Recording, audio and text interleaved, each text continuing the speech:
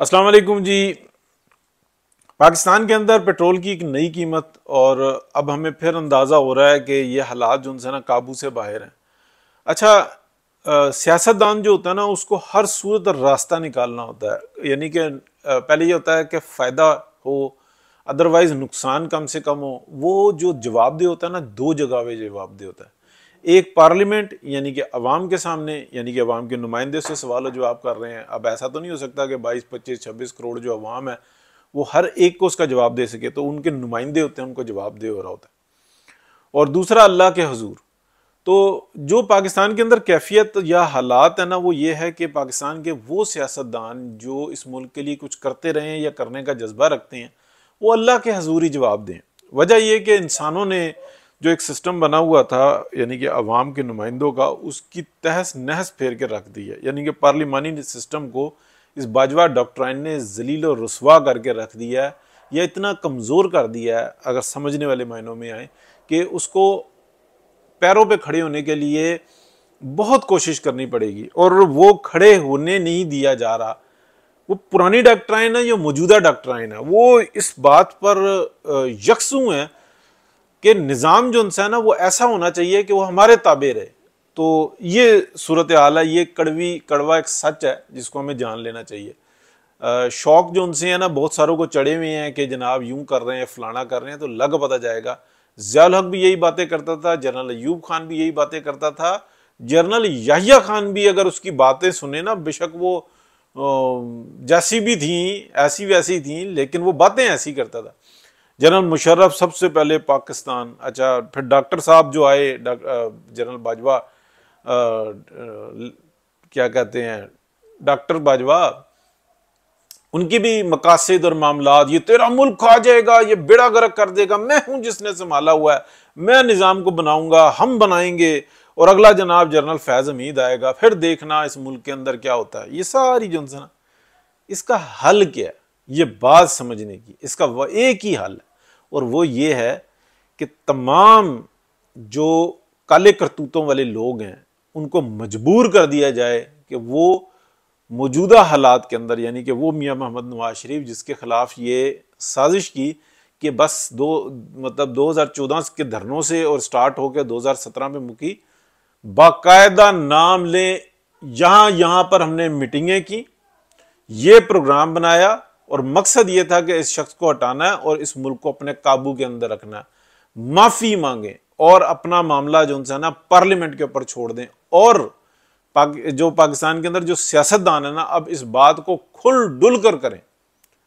यह नहीं हो सकता कि आप पुरानी डॉक्ट्राइन छोड़ के और नई डॉक्ट्राइन आ गई है और उसके जनाब देखें उठक बैठक, और जिस तरीके से हमारे इस वक्त व्लॉगर्स में हाफिज का डंडा, हाफिज का डंडा, सबके डंडे जो उनसे थे ना पहले वो ऐसे ही नजर आते थे, फिर तेल में लगा के ना फिर पड़ते हुए नजर आते थे। तो ये जो उनसे ना, जो देखें, अगर आप खंजीर से सोचें कि ये कोई अच्छा काम करेगा, तो खंजीर तो वो होता है जो फसलों की फसलें खा जाता है, हर चीज खा जाता है। गोरा खंजीर को खाता है ना, वो ये कहता है हराम हलाल का कंसेप्ट जो उनसे ना वो नहीं उस पर रखता। लेकिन उस खंजीर से, यानी कि खंजीर को एक कहा जाता है, हम मजहबी तौर पे किसी को खंजीर कहते हैं। एक खंजीर जो यानी कि जो गोरा कहता है खंजीर को, किसी भी शख्स को खंजीर कहता है, वो उस सूरत में कहता है कि ये हर चीज खा जाता है। यानी कि पखाने से लेके, टट्टी पेशाब से लेके, गोबर से लेके, यानी कि किसी भी गिलाजत से लेके, कोई फसल से लेके, अच्छी बुरी हर शय खा जाता है। यानी कि मिट्टी को छोड़ के वो हर चीज खा जाता है। उसको गोश्त हाथ लग जाए सड़ा हुआ, वो कुछ नहीं छोड़ता, उसको खंजीर कहा जाता है। यानी कि मजहबी आप निकाल दें और जो गैर मजहबी है ना आप उसको पकड़ लें। तो यहां पर भी जो ना मसला यही बना हुआ, बहुत गौर से आप समझिएगा। वाहिद अल जो ना, मैंने पिछले 1 साल के अंदर आप दर्जनों व्लॉग्स देख लें, यही बात बताई। वजह यह थी कि जो इंटेलेक्चुअल्स के ग्रुप्स हैं ना, आजकल बड़ी आसान हो गई है। एक शख्स बांग्लादेश में बैठा हुआ है, दूसरा अफगानिस्तान में बैठा हुआ है, तीसरा पाकिस्तान में है, चौथा इंडिया के अंदर बैठा हुआ है, एक अमेरिका में बैठा हुआ है, कनाडा में बैठा हुआ है। वो ग्रुप्स बना लेते हैं, इंटेलेक्चुअल्स होते हैं, वो बात करते हैं, अपनी अपनी तहरीर जो ना पेश करते हैं। उसके अंदर जो होता है ना, बेशुमार लोग होते हैं, वो अपनी राय दे देते हैं, सवाल खड़े कर देते हैं, छोटे छोटे से सवाल कर लेते हैं।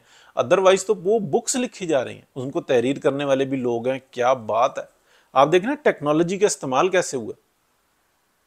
अब वो अखबारात पढ़ते हैं, किताबें पढ़ते हैं, वो उनको शेयर करते हैं, उनको चैनलाइज किया जा रहा है।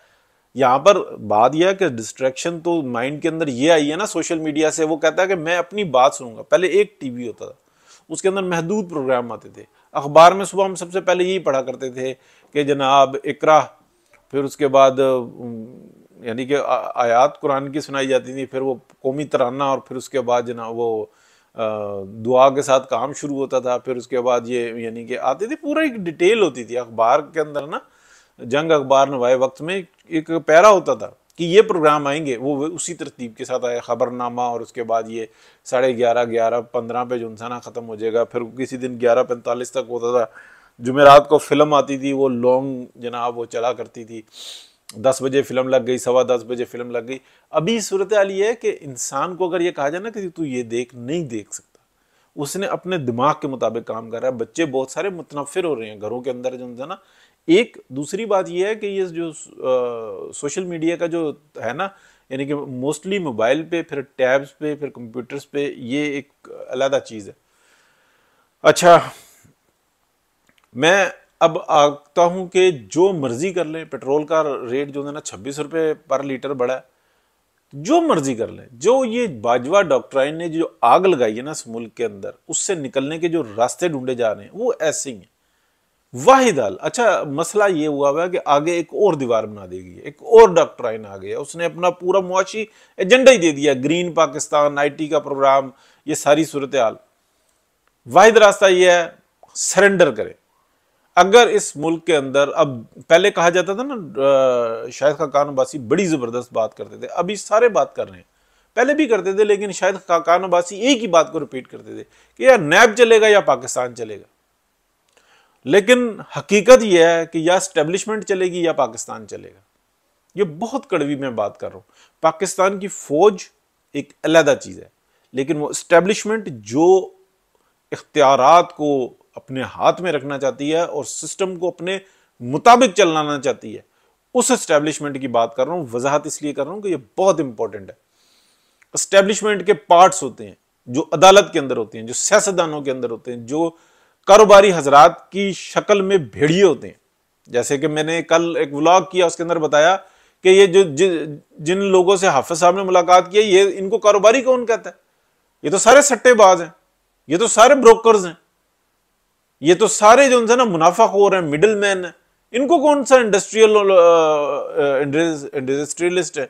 ना ये ट्रेडर है, ना ये ट्रांसपोर्टर है, कुछ भी नहीं है। ये तो सारे सट्टेबाज हैं, ये तो हमेशा मुनाफाखोर रहे हैं।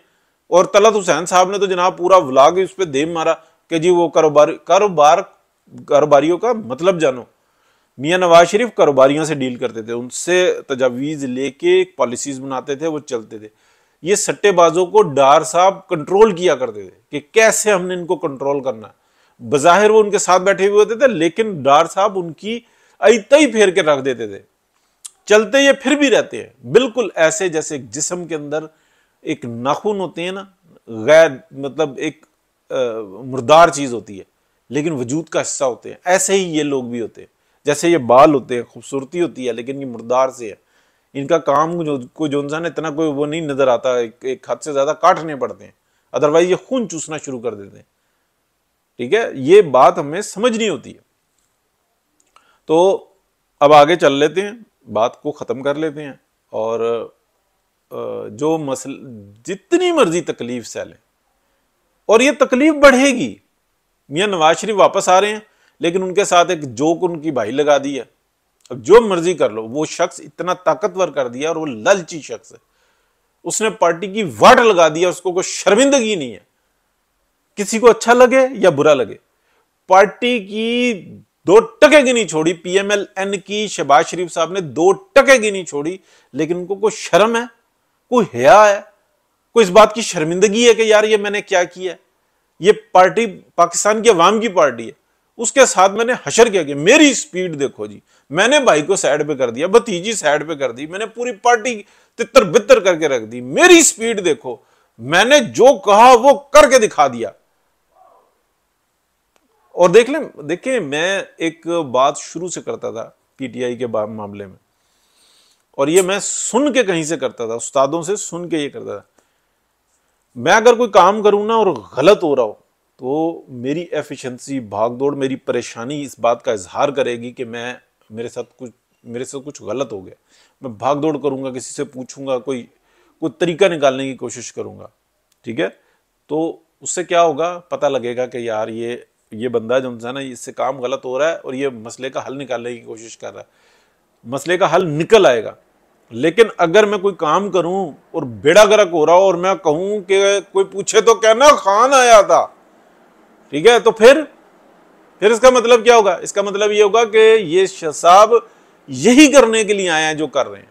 तो डे फर्स्ट से आप देख लें, जो इंटेलेक्चुअल्स थे वो ये बात कर रहे थे और मैं सुन के उनकी ये बात दोहरा रहा था कि ये जो करने आए हैं ना, ये जो बाजवा डॉक्ट्राइन करने आई है, ये वही कुछ कर रही है जो ये करने आई है कि पाकिस्तान को इतना मफलूज कर दो कि आगे हाफिज की जरूरत पड़े, हाजी की जरूरत पड़े, किसी मलक साहब की जरूरत पड़े, जनरल मलक साहब की जरूरत पड़े, किसी और बाजवा की जरूरत पड़ जाए, किसी वड़ैच की जरूरत पड़ जाए, जनरल, ठीक है, तो इन्हीं की जरूरत पड़े।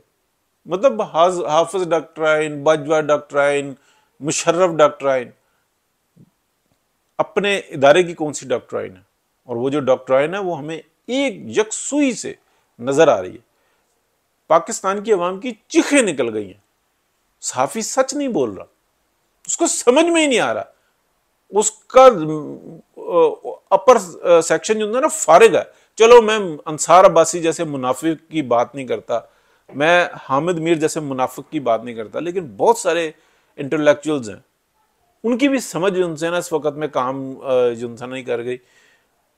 आप पिछले 5 साल का, 7 साल का ना मैं 1 मिनट के अंदर जो उनसे ना खुलासा पेश कर देता हूँ। गंद डाला एस्टेब्लिशमेंट ने, और जब देखा कि बहुत गंद डल गया तो उसने अपने पार्ट 2 यानी कि अदलिया के ऊपर सारा गंद शिफ्ट कर दिया। हम जनाब कोई माफी नहीं देंगे और 9 मई करके और सारा गंद जो ना, और उससे पहले भी सारा गंद अदलिया पे शिफ्ट कर दिया। अदलिया पोले पोले होके जनाब वो निकल रही है। व्लॉगर्स जो उनसे हैं ना, जो ओरिजिनल व्लॉगर्स हैं, जो इंटेलेक्चुअल्स जो होते हैं, जिनकी आंखों पे ऐसा पर्दा पड़ा, वो जनाब अभी लगे हुए हैं हाफिज नहीं छोड़ेगा, हाफिज नहीं छोड़ेगा। अच्छा, ये शिफ्ट हो गया। पीपल्स पार्टी ने सारा गंद पीएमएलएन पे शिफ्ट कर दिया। पीएमएलएन जो इस काबिलियत, जो बदकिस्मती है ये कि एक जमात है जो ये इस काबिल है कि इस वक्त में पाकिस्तान को रेस्क्यू कर सकती है, एक जमात, उसको इतना गंदा कर दिया। और ये है सारी डॉक्ट्राइन, पहली भी और दूसरी भी। और ये जो अभी नई डॉक्ट्राइन आई है, इसने पूरा मुआशी एजेंडा देके जो है ना, आने वाले वक्त अगले 5, 7 साल, 10 साल की वाट लगा के रख दी। ये है सच। पिछले 5, 7 साल